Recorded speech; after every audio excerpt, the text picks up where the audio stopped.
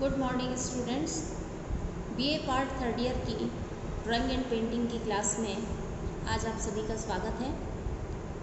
पिछले वीडियोस में हमने आपके सिलेबस के ए सेक्शन में जो कलाकार हैं उनमें से पहले जो थे एमएफ हुसैन या मकबूल फ़िदा हुसैन, उनके बारे में हमने अध्ययन किया। उनका परिचय, उनकी कला आदि के बारे में हमने ज्ञान किया था, चर्चा की थी। आज के वीडियो में जो अगले कलाकार हैं उन पर हम चर्चा करेंगे, उनके बारे में हम जानेंगे, जिनका नाम है एन.एस. बेंद्रे। एन.एस. बेंद्रे। इनका पूरा नाम है श्रीमान स्वर्गीय नारायण श्रीधर बेंद्रे। सबसे पहले हम इनके जीवन और उनके परिचय के बारे में ज्ञान करेंगे, चर्चा करेंगे। बेंद्रे का जन्म 21 अगस्त 1910 को एक महाराष्ट्रियन मध्यम वर्गीय परिवार, ब्राह्मण परिवार में हुआ था। आपके पिता श्रीधर बलवंत बेंद्रे, इनके पिता का नाम था श्रीधर बलवंत बेंद्रे, इंदौर के ब्रिटिश रेजिडेंट के ऑफिस में एक लिपिक या क्लर्क हुआ करते थे। इसी परिवार में 21 अगस्त 1910 ईस्वी को नारायण श्रीधर बेंद्रे का जन्म हुआ। पिता की दृष्टि में इनके जो पिता थे, एन.एस. बेंद्रे के जो पिता थे, उनकी दृष्टि में चित्रकला का कार्य या कला अमीरों का शौक हुआ करता था।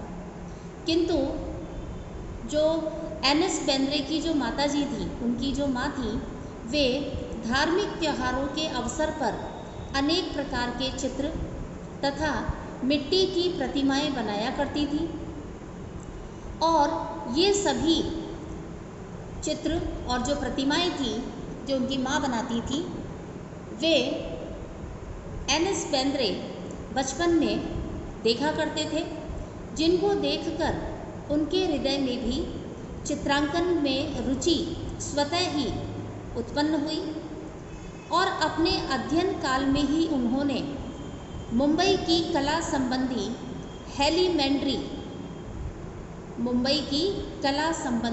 हेलीमेंड्री तथा इंटरग्रेड की परीक्षाएं उत्तीर्ण कर ली थी और इंदौर रियासत की ओर से उन्हें अपनी रुचि के अनुसार भविष्य में कला विषय पढ़ने के लिए शिक्षा और कला सामग्री निःशुल्क सुविधा प्रदान हुई और 1929 में बेंद्रे को इंदौर आर्ट स्कूल में प्रवेश भी मिला, जहां पर उन्होंने अपनी आगे की कला शिक्षा प्राप्त की। उस समय आर्ट स्कूल के प्रधान शिक्षक जो थे वे श्री दत्तात्रेय दामोदर देवलालीकर थे। श्री दत्तात्रेय दामोदर देवलालीकर थे और अपने विद्यार्थियों को वे प्रातःकाल, दोपहर, संध्या तथा रात्रि में, यानी दिन के जो अलग अलग चरण हुआ करते थे, उसमें वे बाहरी वस्तुओं तथा स्थानों के चित्रण में व्यस्त रखते थे। कला की ये समस्त शिक्षा लंदन की रॉयल अकेडमी की पद्धति पर वहाँ पर दी जाती थी। सन 1930 में बेंद्रे ने अजंता की ख्याति से प्रेरित होकर, जब उन्होंने अजंता की प्रसिद्धि सुनी, वहाँ के चित्र देखे, तो उनसे प्रेरित होकर के वहाँ के उन्होंने चित्र देखे, किंतु पश्चिमी शैली की अभ्यस्त उनकी आँखों को क्योंकि उन्होंने पहले से पश्चिमी शैली में यानी वेस्टर्न आर्ट में उन्होंने काम किया था, जिसकी उनको आदत थी, तो इसलिए उन्हें एक बार तो अजंता के चित्रों ने प्रभावित नहीं किया। बेंद्रे रंगों के प्रति बहुत ही संवेदनशील थे और अब अपनी स्थिर जीवन की जो चित्रकलाएं की जो कक्षाएं थी उनमें उन्होंने मिट्टी के तेल के कनस्तर के चित्र में नीले रंग के साथ बादामी, कत्थई यानी ब्राउन या भूरा रंग के कई पैच लगाए और जब उसको उन्होंने अपने गुरुजी देवलालीकर जी को दिखाए तो उनके गुरुजी ने भविष्यवाणी की कि यह छात्र एक महान रंगसाज या कलरिस्ट बनेगा। यह छात्र एक महान रंगसाज या कलरिस्ट बनेगा। 1934 में आर्ट स्कूल मुंबई का उन्होंने डिप्लोमा प्राप्त किया और इससे पहले बेंद्रे ने अपनी भाई को जिप्सी के वेश में चित्रित किया था। इससे पहले उन्होंने अपने भाई को जिप्सी के वेश में चित्रित किया था और इस चित्र का शीर्षक था घुमक्कड़। इस चित्र का शीर्षक था घुमक्कड़। ये जो चित्र था इसमें उनके भाई का चित्रण किया था उन्होंने और 1934 में यह चित्र मुंबई आर्ट सोसाइटी की जो वार्षिक एग्जीबिशन हुआ करती थी उसमें यह रखा गया, जहां इसे रजत पदक तो मिला ही और साथ ही बहुत ही अधिक प्रशंसा भी मिली। इसी प्रदर्शनी में रखा गया बेंद्रे का एक अन्य दृश्य चित्र भी यानी लैंडस्केप अन्य दृश्य चित्र भी पुरस्कृत हुआ था। चित्रकला को उन्होंने अपने जीवन का लक्ष्य बना लिया था। जो बेंद्रे थे उन्होंने अपने जीवन का लक्ष्य ही चित्रकला को बना लिया था कि मुझे तो इसी क्षेत्र में आगे भी काम करना है। सारे भारत में उन्होंने कई प्रदर्शनियां आयोजित की। सन 1935 की बम्बई आर्ट सोसाइटी की वार्षिक प्रदर्शनी में उनका चित्र जिसका नाम था गली का आकर्षण, इस चित्र का शीर्षक था गली का आकर्षण, जिस पर रजत पदक तो उन्हें प्राप्त हुआ और साथ ही राज्यपाल पुरस्कार भी उन्हें प्राप्त हुआ था। उन्होंने कई चित्र और उनका संयोजन भी किया और साथ ही कई दृश्यांकन यानी कई लैंडस्केप्स भी बनाए और दक्षिण भारत को भी उन्होंने अपने चित्रों में उतारा। यानी जो दक्षिण भारत है वहाँ के भी कई दृश्यों का अंकन उन्होंने अपने चित्रों के अंतर्गत किया है। यानी वहाँ के कई उन्होंने लैंडस्केप्स भी बनाए। उनके वहाँ का जो दक्षिण भारत का जो दृश्य है उसको अपने चित्रों के माध्यम से उन्होंने प्रदर्शित किया। 1936 में बेंद्रे कश्मीर गए और वहाँ के बड़ी संख्या में उन्होंने स्केच बनाए। कश्मीर जाकर के जो उन्होंने वहाँ के दृश्य देखे उनका उन्होंने बहुत सारा रेखांकन किया, बहुत सारे वहाँ के स्केच बनाए। श्रीनगर तथा गुलमर्ग की वार्षिक प्रदर्शनियों में उन्होंने अपने इन सभी स्केचेस का प्रदर्शन किया, इन सभी रेखांकनों का प्रदर्शन किया। वे कश्मीर से बाहर के ऐसे प्रथम कलाकार थे, यानी कश्मीर से बाहर के आए हुए वो एकमात्र ऐसे कलाकार थे जिनका कार्य प्रदर्शन के लिए वहाँ स्वीकृत हुआ था। यानी इससे पहले तक कोई भी कश्मीर से बाहर का यदि कलाकार वहाँ पर गया और उसने अपनी कला का प्रदर्शन किया तो उसे वहाँ पर अनुमति नहीं मिलती थी। लेकिन बेंद्रे ही तब तक एकमात्र ऐसे कलाकार थे जिनको अपनी कला के लिए, जो कि कश्मीर से बाहर के नागरिक थे, उन्हें वहाँ अपनी कला के लिए प्रदर्शन की अनुमति मिली। उन्हें कश्मीर दर्शनार्थी संघ का सदस्य मनोनीत किया गया। कश्मीर दर्शनार्थी संघ का सदस्य मनोनीत किया गया था और कलाकार तथा पत्रकार के रूप में उन्होंने वहाँ 1939 तक कार्य किया। यानी 1939 तक उन्होंने कार्य किया। इसके बाद 1941 में 1941 में आर्ट सोसाइटी ऑफ बॉम्बे का स्वर्ण पदक उन्हें प्राप्त हुआ। 1943 में 1943 में बम्बई में आपने एक चित्र प्रदर्शनी उन्होंने आयोजित की, जिसमें उन्होंने अपने 37 चित्र यानी 37 पेंटिंग्स 19,000 रुपये में बेचे, जो कि उस समय बहुत बड़ी राशि हुआ करती थी।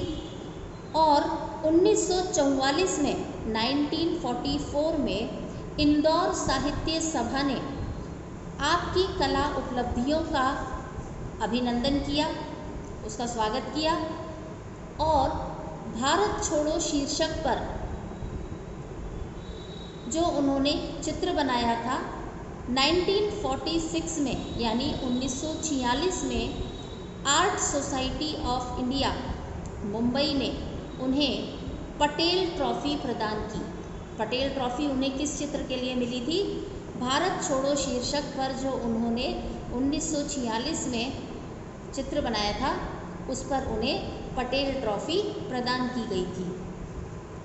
1945 में बेंद्रे को शांति निकेतन से आवासी कलाकार के रूप में कार्य करने का निमंत्रण मिला था, जो कि एक बहुत बड़ा सम्मान हुआ करता था कि शांति निकेतन से किसी कलाकार को आमंत्रण मिले, निमंत्रण मिले। उस समय यह बहुत बड़ी बात हुआ करती थी और उन्हें यह आमंत्रण मिला, उन्हें यह सम्मान मिला, जहाँ वे यानी शांति निकेतन में वे नंदलाल बसु, राम किंकर बैच तथा विनोद बिहारी मुखर्जी, जो कि बहुत बड़े कलाकार हुआ करते थे शांति निकेतन के, उनके संपर्क में आए और उनके चित्रों से, उनकी कला से और उनके व्यक्तित्व से भी वे काफ़ी प्रभावित हुए और उन्होंने यहीं से कला के दृश्यात्मक अनुभव और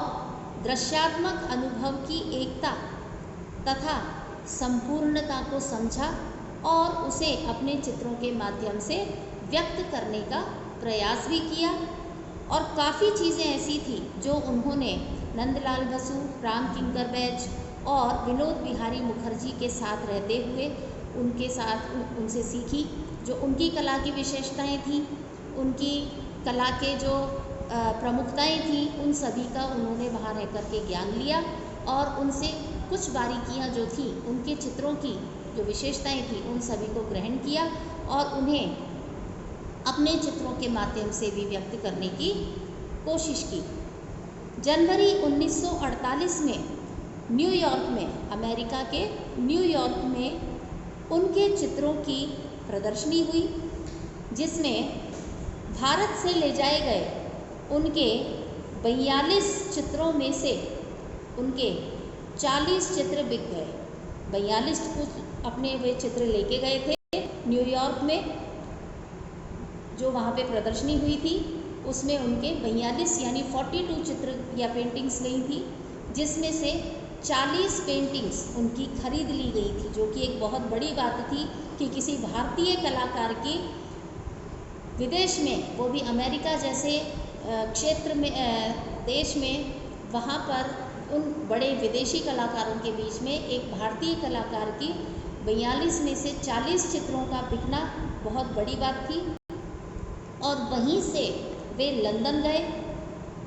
वहाँ विश्व प्रसिद्ध आर्टिस्ट पत्रिका, उस समय लंदन में एक वर्ल्ड फेमस मैगज़ीन हुआ करती थी जिसका नाम था आर्टिस्ट। उस मैगज़ीन का नाम क्या था? आर्टिस्ट। उस पत्रिका ने उनकी प्रशंसा करते हुए उसमें उनके आर्टिकल के साथ, उनकी प्रशंसा का जो आर्टिकल लिखा गया था, उसके साथ उनका भी एक चित्र छापा गया, जो कि यह किसी भारतीय कलाकार के लिए इस पत्रिका द्वारा पहला सम्मानपूर्ण अवसर था। यानी एकमात्र भारतीय कलाकार थे बेंद्रे, जिनका उस पत्रिका में, जो कि विदेशी पत्रिका थी, जो कि कलाकारों के सम्मान में छापी जाती थी, उनके बारे में उनको बताया, छापा जाता था, बताया जाता था उसके माध्यम से।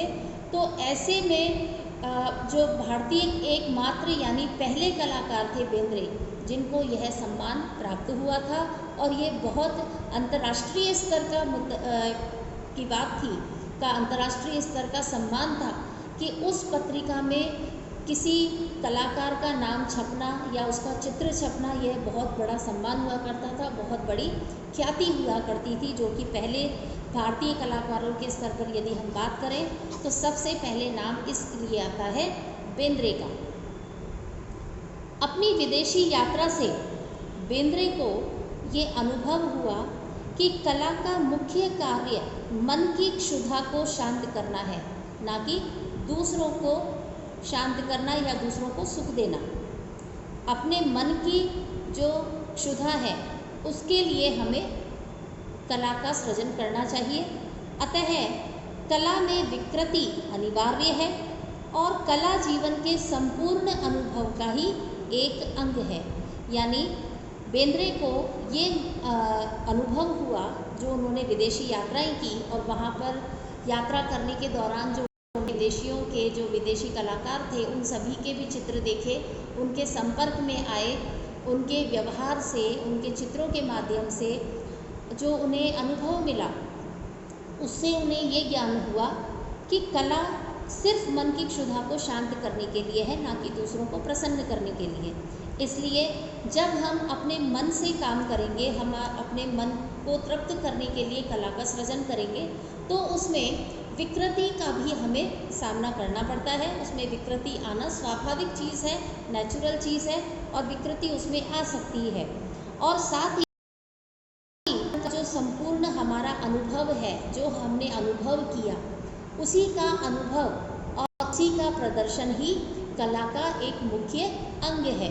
ये उन्होंने अनुभव किया बेंद्रे ने, तब जब वे विदेशी यात्रा से लौटे, तब उन्हें इस बात का ज्ञान हुआ।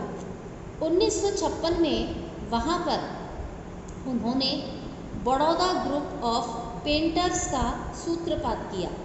यानी जब 1956 में उन्होंने एक ग्रुप बनाया जिसका नाम था बड़ौदा ग्रुप ऑफ पेंटर्स। 1969 यानी 1969 में उन्हें पद्मश्री की उपाधि दी गई।